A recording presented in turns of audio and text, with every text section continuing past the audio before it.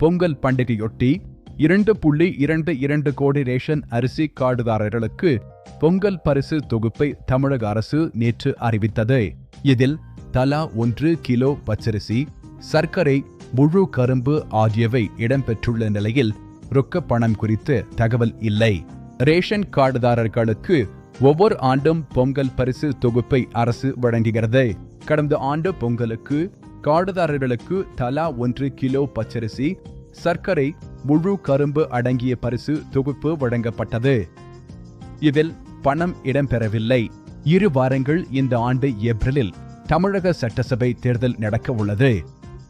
எனவே இந்த ஆண்டு பொங்கல் பண்டிகைக்கு 3000 ரூபாய் ரொக்க பணத்துடன் 1 கிலோ பச்சரிசி, சர்க்கரை, கரும்பு ஆகியவை வழங்க அரசு முடிவு செய்தது.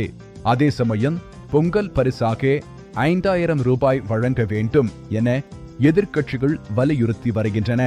இந்நிலையில் ஆங்கில புத்தாண்டு என்று பிறந்த நிலையில் பொங்கலுக்கு 2 வாரங்களே உள்ளன. எனவே சர்க்கரை, பச்சரிசியை ரேஷன் கடைகளுக்கு அனுப்பும் பணியில் தமிழக நுகர்பொருள் வாணிப கழகம் ஈடுபட்டுள்ளது. அதே சமயம் கரும்பு கொள்முதல் செய்ய நிதி ஒதுக்கீடு செய்ய வேண்டிய அவசியம் ஏற்பட்டு உள்ளது.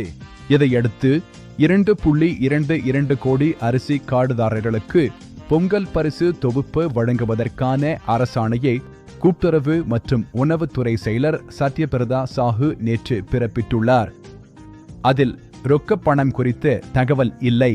அரசாணையில் பொங்கல் பரிசு தொகுப்பாக 1 கிலோ பச்சரிசி, சர்க்கரை, முழு நீள கரும்பு ஆகியவற்றை மொத்த செலவின தொகை 248.66 கோடி ரூபாய்க்கு கொள்முதல் செய்து ரேஷன் கடைகள் வாயிலாக 2.22 கோடி கார்டுதாரர்களுக்கு விநியோகம் செய்ய நிதி ஒதுக்கி அரசு ஆணையிடுகிறது என தெரிவிக்கப்பட்டுள்ளது.